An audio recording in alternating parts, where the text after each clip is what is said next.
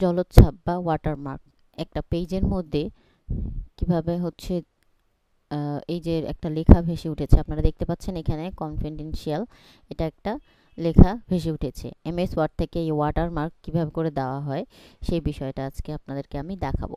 তো আমরা MS word open করেছি, ডিরেক্ট চলে গিয়েছি আমরা কোথায়, ডিজাইনে এসে এই যে ওয়াটারমার্ক অপশন আপনারা এখানে দেখতে পাচ্ছেন, এখানে আমরা ক্লিক করব। ক্লিক করার পর এখানে কয়েকটা আপনারা দেখতে পাচ্ছেন, এখানে হচ্ছে কয়েক ধরনের স্যাম্পল দেওয়া আছে। কনফিডেন্সিয়াল এভাবে দিতে চাচ্ছেন 1 2 3 বা ডু নট কপি, এটাও আপনি এখানে চাইলে দিতে পারেন। তো এই চারটা হচ্ছে আমাদেরকে কি করেছে, এখানে যে কোনো একটা ব্যবহার করার জন্য আমরা নিতে পারি। তো আমি হচ্ছে প্রথমেরটা সিলেক্ট করলাম, এরপর আবার ওয়াটারমার্কের এখানে গেলাম, যাওয়ার পর নিচের দিকে দেখতে পাচ্ছেন মোর ওয়াটারমার্ক ফর office.com বা কাস্টম ওয়াটারমার্ক। তো আমরা কাস্টম ওয়াটারমার্কে চলে আসব। আসার পর এখানে আমার ল্যাঙ্গুয়েজ সিলেক্ট করতে হবে, ল্যাঙ্গুয়েজ অলরেডি সিলেক্ট করাই আছে। এরপর হচ্ছে টেক্সট যেহেতু কনফিডেন্সিয়াল দেওয়া আছে, আমরা এটা না দিয়ে আপনি আপনার নাম দিতে পারেন বা ডু নট কপি এটাও দিতে পারেন। তা আমি এখানে নাম দিয়ে দিচ্ছি।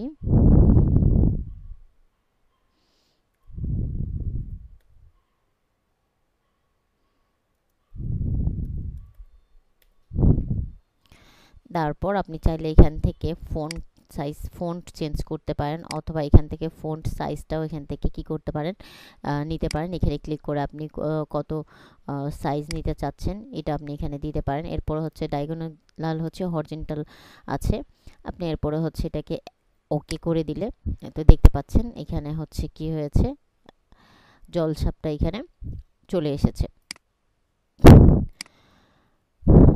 আপনি এখান থেকে যদি সাইজটাকে বাড়িয়ে দিতে চান, সেটাও এখানে এসে কমিয়ে বাড়িয়ে নিতে পারবেন।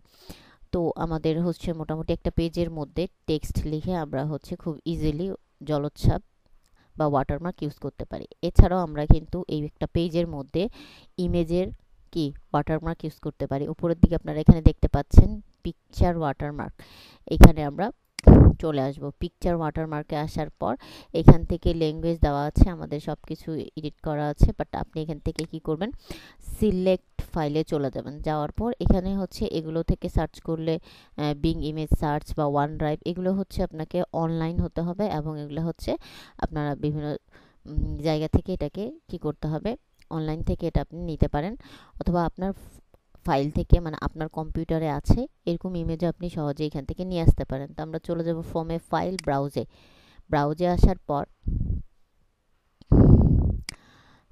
আমি এই ইমেজটা ইউজ করতে চাই জলছাপ হিসেবে, এখানে ইনসার্ট করে নিয়ে আসলাম।